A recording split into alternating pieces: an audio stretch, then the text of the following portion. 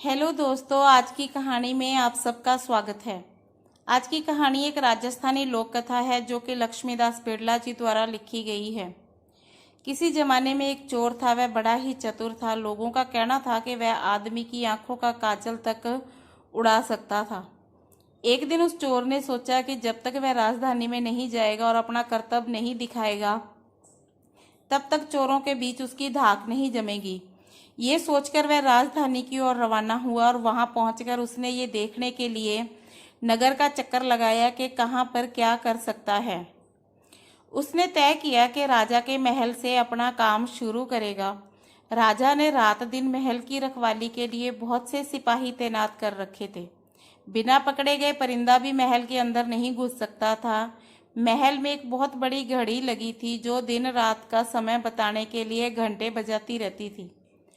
चोर ने लोहे की कुछ कीलें इकट्ठी की और जब रात को घड़ी ने 12 बजाए तो घंटे की हर आवाज के साथ वह महल की दीवार में एक एक कील ठोकता गया। इस तरह बिना शोर किए उसने महल की दीवार पर 12 कीलें लगा दी।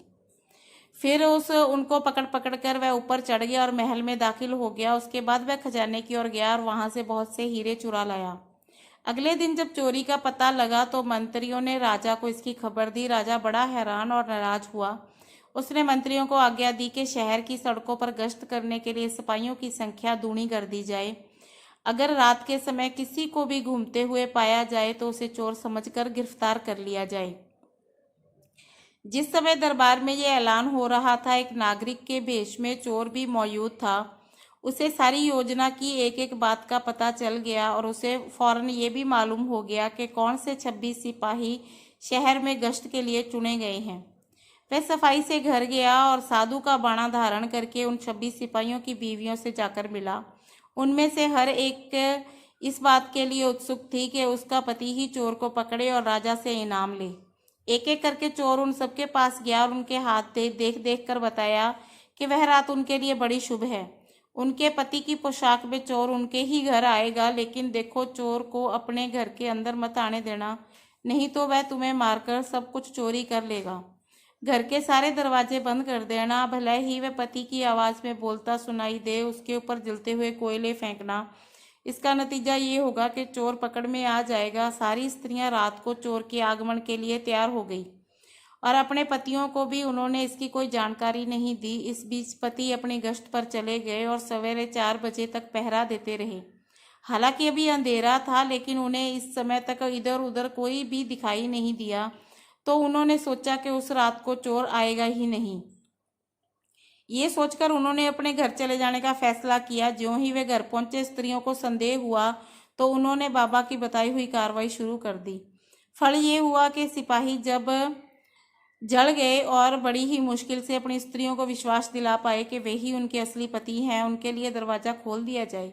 सारे पतियों के जल जाने के कारण उन्हें अस्पताल ले जाया गया। दूसरे दिन राजा दरबार में आया तो उसे सारा हाल सुनाया गया। सुनकर राजा बहुत चिंतित हुआ और उसने कोतवाल को आदेश दिया कि वह स्वयं जाकर चोर को पकड़े। उस रात कोतवाल ने तैयार होकर शहर का पहरा देना शुरू किया। वह एक गली में जा रहा था तो चोर ने जवाब दिया कि मैं ही चोर हूँ। कोतवाल समझा कि शायद कोई लड़की उसके साथ मजाक कर रही है। उसने कहा, मजाक छोड़ो और अगर तुम चोर हो तो मेरे साथ आओ, मैं तुम्हें काठ में डाल दूंगा। तो चोर बोला, ठीक है, मेरा इसमें क्या बिगड़ेगा। और वह कोतवाल के साथ काठ डालने की जगह पर जा पहुंचा। वहां जाकर चोर ने कहा कि कोतवाल साहब, इस काठ को आप कैसे इस्तेमाल किया करते हैं, मेहरबानी करके मुझे समझा दीजिए। कोतवाल ने कहा, तुम्हारा क्या भरोसा, मैं तुम्हें क्यों बताऊं। तुम भाग गए। तो चोर बोला, आपके बिना कहे ही मैंने अपने आप को आपके हवाले किया है, तो मैं क्यों भाग जाऊंगा। कोतवाल उसे ये दिखाने के लिए राजी हो गया कि काठ कैसे डाला जाता है। ज्यों ही उसने अपने हाथ पैर उसमें डाले तो चोर ने झट चाबी घुमाकर काठ का ताला बंद कर दिया और कोतवाल को राम राम करके चल दिया। जाड़े की रात थी। दिन निकलते निकलते कोतवाल सर्दी से अधमरा हो गया। सवेरे जब सिपाही बाहर आने लगे तो उन्होंने देखा कि कोतवाल तो काठ में फंसे हुए पड़े हैं। उन्होंने उसे उसमें से बाहर निकाला और अस्पताल लेके गए। अगले दिन जब दरबार लगा तो राजा को रात का सारा किस्सा सुनाया गया। राजा इतना हैरान हुआ कि उसने उस रात चोर की निगरानी स्वयं करने का निश्चय किया। चोर उस समय दरबार में ही मौजूद था और वो सारी बातों को सुन रहा था। रात होने पर उसने साधु का भेष बनाया और नगर के सिरे पर एक पेड़ के नीचे धूनी जलाकर बैठ गया। राजा ने गश्त शुरू की और 2 बार साधु के सामने से गुजरा। तीसरी बार जब वह उधर आया तो उसने साधु से पूछा, क्या आपने इधर किसी अजनबी आदमी को आते जाते हुए देखा है? साधु ने जवाब दिया कि वह तो अपने ध्यान में लगा था, उसके पास से अगर कोई निकला भी होगा तो उसे पता नहीं है। यदि आप चाहें तो आप मेरे पास बैठ जाइए और देखते रहिए कि कोई आता जाता भी है या नहीं। ये सुनकर राजा के दिमाग में एक बात आई, तो उसने फौरन तय किया कि साधु उसकी पोशाक पहनकर शहर का चक्कर लगाए और वह साधु के कपड़े पहनकर चोर की तलाश में वहां पर बैठ जाए। आपस में काफ़ी बहस मुबाहिसे के दौरान बाद और 2-3 बार इनकार करने के बाद आखिर चोर राजा की बात मानने को राजी हो गया। उन्होंने आपस में कपड़े बदल लिए। चोर तत्काल राजा के घोड़े पर सवार होकर महल में पहुंचा और राजा के सोने के कमरे में जाकर आराम से सो गया। बेचारा राजा साधु बना हुआ चोर को पकड़ने के लिए इंतजार करता रहा। सवेरे के कोई 4 बजने आए। राजा ने देखा कि ना तो साधु लौटा और ना ही कोई आदमी या चोर उस रास्ते से गुजरा, तो उसने अपने महल में लौट जाने का निश्चय किया। लेकिन जब वह महल के फाटक पर पहुंचा तो संतरियों ने सोचा कि राजा तो आ ही चुका है, हो ना हो ये चोर है जो राजा का भेष बनाकर महल में घुसना चाहता है। उन्होंने राजा को पकड़ लिया और काल कोठरी में डाल दिया। राजा ने शोर मचाया पर किसी ने उनकी एक बात ना सुनी।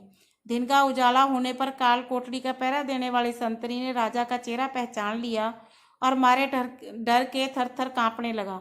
वह राजा के पैरों पर गिर पड़ा। राजा ने सारे सिपाहियों को बुलाया और महल में गया। उधर चोर जो रात भर राजा के रूप में महल में सोया हुआ था, सूरज की पहली किरण फूटते ही राजा की पोशाक में और उसी के घोड़े पर रफू चक्कर हो गया। अगले दिन जब राजा अपने दरबार में पहुंचा तो बहुत ही हताश था। उसने ऐलान किया कि अगर चोर उसके सामने उपस्थित हो जाएगा तो उसे माफ़ कर दिया जाएगा और उसके खिलाफ कोई भी कार्रवाई नहीं की जाएगी, बल्कि उसकी चतुराई के लिए उसे इनाम भी मिलेगा। चोर वहीं पर मौजूद था। वह फौरन राजा के सामने आ गया और बोला, महाराज, मैं ही अपराधी हूँ। इसके सबूत में उसने राजा के महल से जो कुछ चुराया था वह सब सामने रख दिया, साथ ही राजा की पोशाक और उसका घोड़ा भी। राजा ने उसे गांव इनाम में दिए और वादा कराया कि वह आगे से कभी चोरी नहीं करेगा, चोरी करना छोड़ देगा। इसके बाद से चोर खूब आनंद से रहने लगा। तो दोस्तों, आपको ये कहानी कैसी लगी कमेंट करके ज़रूर बताएं। धन्यवाद।